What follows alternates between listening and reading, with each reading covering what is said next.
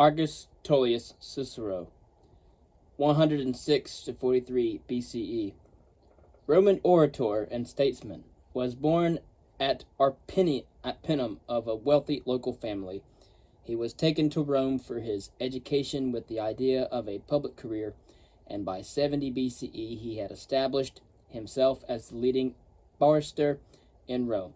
In the meantime, his political career was well underway, and he was elected praetor for the year 66. His ambitious nature enabled him to obtain those honors which would normally only have been conferred upon members of the Roman aristocracy, and he was duly elected consul for 63.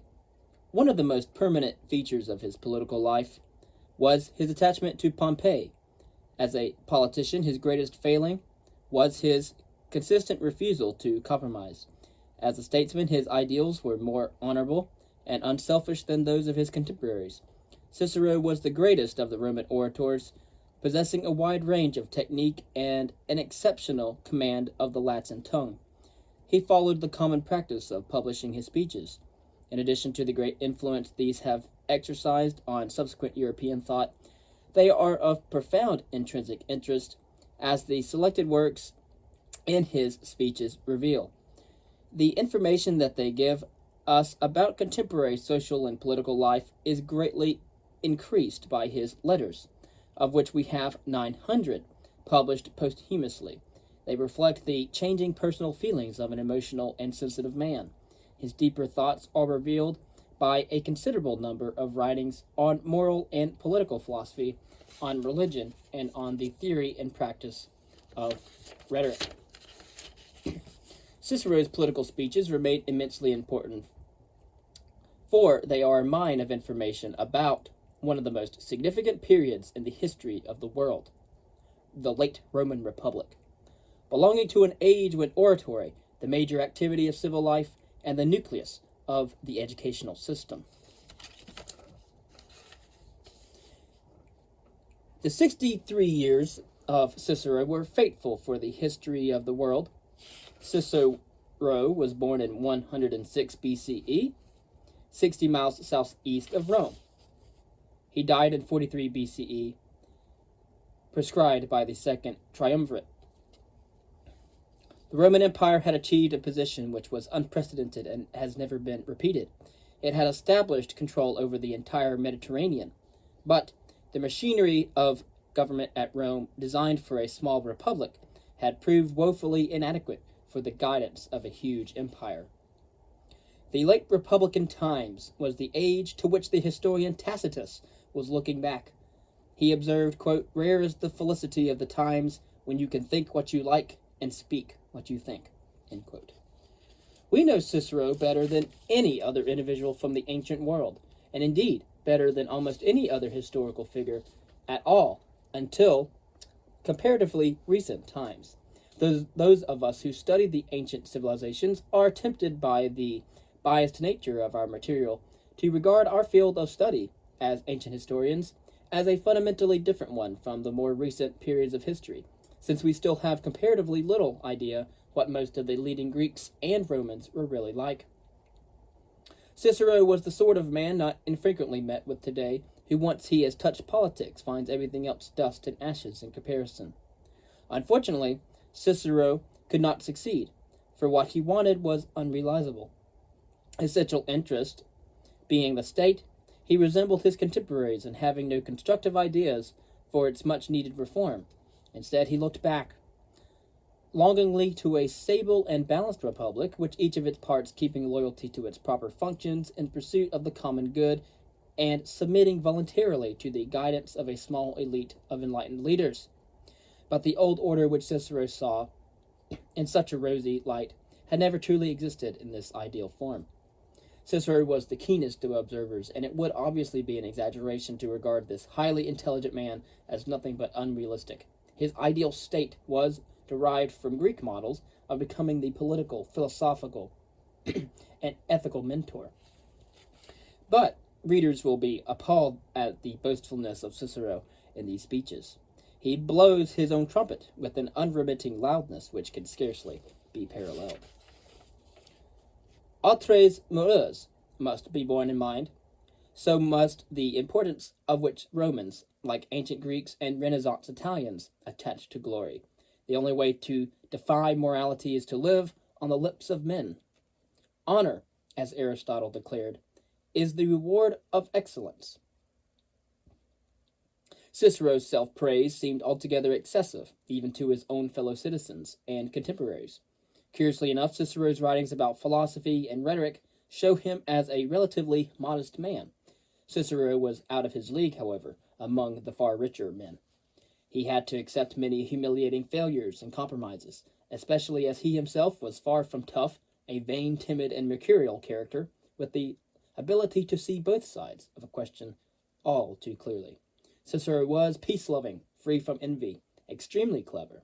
His boasting is partly redeemed by an engaging tendency to laugh at himself. A tremendous gift in the circumstances of time, and a gift which Cicero possessed to an exceptional degree, was his genius as a public speaker. Oratory in the ancient world, and especially in the later Roman Republic, was a part of life several thousand times more important than it is now. This went back to the classical Greeks. Their society had relied heavily on oral expression. Their government was largely conducted by talk and argument in mass gatherings, and rhetoric became one of their principal interests, with as much significance attached to form as to content. In a time where most people did not know how to write, people could speak. In the 5th century BCE, Corax of Syracuse wrote the first manual on rhetoric, which was defined as an art of persuasion. He and Tisias taught the arts at Athens. The sophists called the study useful and legitimate, but Plato, as Socrates, was its severest enemy because truth was absolute and discoverable by dialectic, while the rhetoric meant trickery and superficiality. Plato was answered by a Socrates. Speech is what divides us from brutes. Quote, that nothing done with intelligence is done without speech. It is the marshal of all actions and of thoughts, and those who have the greatest wisdom use it most. End quote. And that rhetoric is the best way of discovering what is probable, the supreme means of training the whole man for citizenship, political activity, and life. Aristotle's rhetoric added that those speaking the truth have an obligation to be persuasive, and that rhetoric and Plato's dialectic are not contradictory, but related. In Republican Rome, public speaking assumed the same vital and urgent role as in Greece, and when Rome became important, the orator began to discuss increasingly vital issues. The entire structure of Roman higher education, and the greater part of secondary education as well, was geared to training in oratory. Greek rhetoricians from Athens and Rhodes had come to Rome during the 2nd century BCE, and in 95 to 3 BCE, the first school for Latin rhetoricians was opened. Roman education became dominated by speech training. The best pupil, of course, was the best speaker. This was a rhetorician's world, and its ideal was an orator. Quintilian, in the 1st century CE, became the first salaried professor of rhetoric. These works reveal the thoroughness and intricacy of the instruction that was regarded as absolutely necessary. The ancients who liked comparing Romans with Greeks inevitably compared Cicero with Demosthenes, who died in 322 BCE. The literary critic known as Longinus, now usually ascribed to the 1st century CE, sees Demosthenes as a thunderbolt, Cicero as a steady blaze. That he possessed this astonishing persuasiveness is a matter not of conjecture, but of undeniable historical fact. He knows about the 5 parts of rhetoric and the 3 styles: the plain, designed to teach; the grand, intended to move; the middle, to give pleasure. He also stresses that a speaker must be a master of all 3 styles, that there are as many styles as speakers, and that the best speaker must be able to manage them all. His impeccable language has in many or most epochs been regarded as the greatest of all Latin prose, the most consummate prose, with the possible exception of Plato. Cicero expresses in his treatise the immense and varied qualities which gave him absolute mastery, which he then describes those that were lacking in the orators he used to hear around him during his youth. Quote, There was not one of them who gave the impression of having read more deeply than the average man, and reading is the wellspring of perfect eloquence.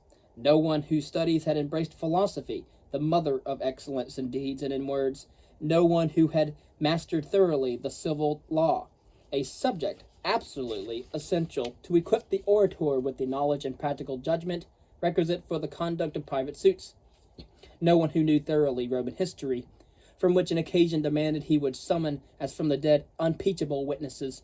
No one who with brief and pointed jest at his opponent's expense was able to relax the attention of the court and pass for a moment from the seriousness of the business in hand to provoke a smile or open laughter. No one who understood how to amplify his case, and from a question restricted to a particular person and time, transfer it to universals. No one who knew how to enliven it with brief digression. No one who could inspire in the judge a feeling of angry indignation, or move him to tears, or in short, and in this, the one supreme characteristic of the orator, sway his feelings in whatever direction the situation demanded. End quote. Cicero's life rises far beyond the rhetorician's rules and insists on a very wide range of knowledge. Cicero agreed with Aristotle that the conflict between rhetoric and philosophy was unreal. Quote, to speak copiously and elegantly on the most important subjects is in itself the most important philosophy. End quote. Furthermore, philosophy being ethical, especially to the morally minded Romans, meant that the orator had to be not only a learned, but a virtuous man. Already in the 2nd century BCE, Cato the censor had described the orator as, quote, a good man skilled in speaking, end quote, and this idea was at the back of all Cicero's theorizing. He was deeply conscious of the responsibility that orators could wield in society, the equivalent of press and university combined. Cicero's unprecedented capacity to adopt any particular stylistic category by playing on every human chord was the real key to his success. Cicero possessed impressive looks and kept himself in good health, had a magnificent voice, had a tendency to speak too loud, and could be heard all over the forum. He observed that an orator's power depended on 3 things: first, delivery; second, delivery; and third, delivery. And he knew and asserted that audiences decide more problems by emotion than by actual reason. There is unanimous evidence of his learning, that he possessed power to exploit the atmosphere that surrounded him, the feelings of his audiences to an extraordinary extent, and indeed abnormal degree. Often he displayed passion. Many a time I have seen in you such passion of look and gesture that I thought some power was rendering you unconscious of what you did. But whether the feeling was genuine or not, the demonstration was very deliberate. His method was immensely successful, skillful, and insidious. The talent evolved by Cicero clashed with his ethical ideals. In contemporary politics, he was frequently compelled or induced by circumstances to champion unworthy causes for short-term results, and this particular and peculiar gifts of Cicero often enabled him to guide him to success.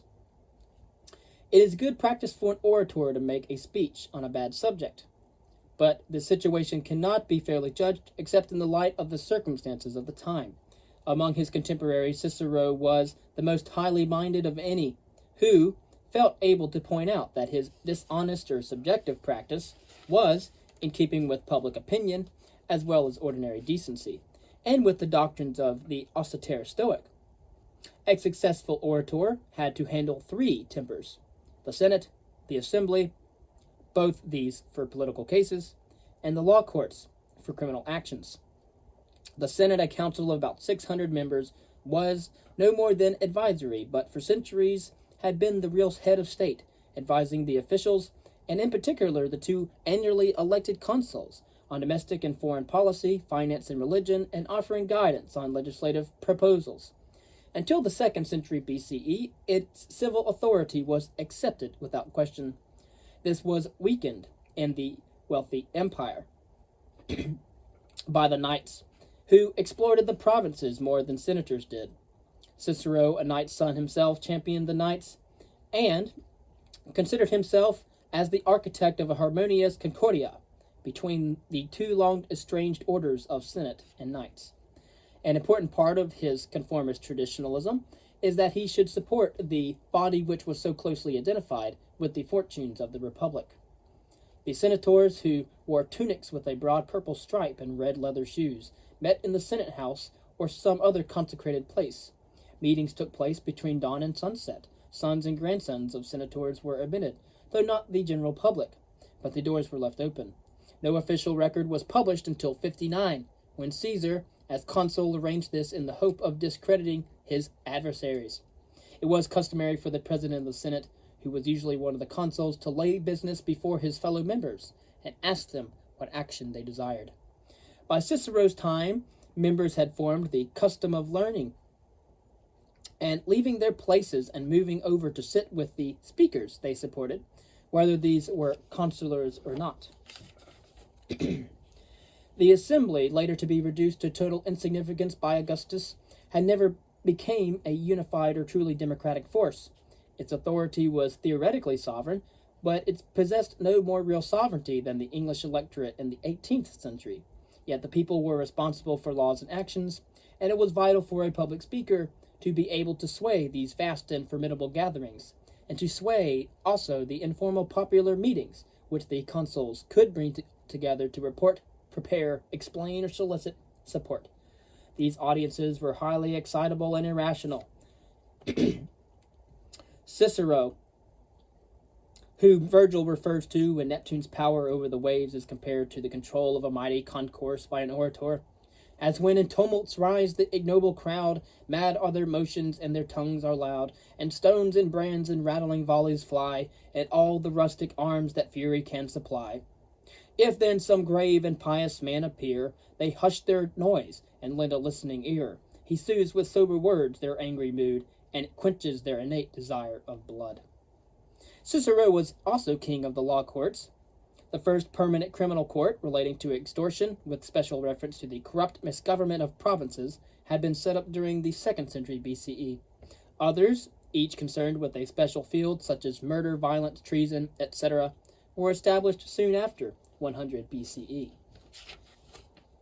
These courts gave the Romans an opportunity to exercise their unrivaled talent for law. However, the contents of some of these speeches, and particularly their invective and irrelevance, will surprise modern jurists. Every court consisted of 30 or more judges of jurymen under the presidency of one of the praetors, the state officials who stood next to the consuls in rank. By long tradition, the judges had been senators, but Gaius Gracchus, who died in 121, gave these positions and the extensive source of influence they represented to the knights. Thus, criminal justice had a political character. Sulla reversed the process, and between 70 and 46, the task was shared by senators, knights in a third category known as the tribunes of the treasury, who were similar to the knights but less wealthy. Still, they needed to possess a certain minimum amount of property to attain their rank.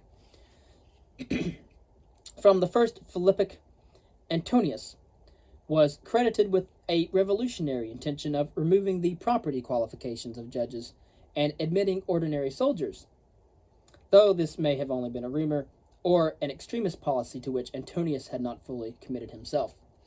Judges were agreed by the parties concerned or chosen from a qualified panel. Normally, they were proposed by the plaintiff, but could be rejected by the defendant. The verdict was by majority vote, with no right of appeal. The president had no vote, but inflicted the statutory penalty. Any citizen could initiate a prosecution. Tribunes of the people sometimes did so in political cases. The accused might have one or more advocates to speak on his behalf. Evidently, the works we have of Cicero are not the speeches as they were actually delivered, so yet another is added to the hideously difficult detective tasks of the ancient historian. Indeed, when Cicero delivered an oration, his method assisted the rhetorician's great emphasis on memory training. To learn an elaborate introduction and peroration by heart, but to rely on rough notes for what came in between. It is going much too far to say that Cicero had never delivered the beautiful speeches he published. He did deliver them, but thereafter they underwent transformation into the literary essays, political manifestos, apologias, eulogies, or slanders that were subsequently given to the world. That is certainly a pity from the point of view of personal immediacy and historical evidence. But the ancients would not have understood our feelings of disillusionment or disappointment about the matter. For unlike us, the ancients regarded oratory not merely as public speaking, but a magnificent branch of literature. And Cicero's speeches in the form in which we have them are the most perfectly constructed examples of this literary form that have come down to us. Indeed, by their splendor they have swamped almost all other Latin speeches out of existence. They have therefore exerted a massive prolonged influence upon the culture of the Western world throughout the 2 millenniums that have followed.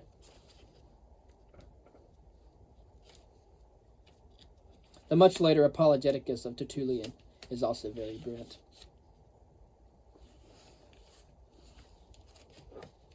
I need not go into the introductions of all of Cicero's political speeches or his letters. If you do like Cicero, I encourage you to go and read Cicero yourself.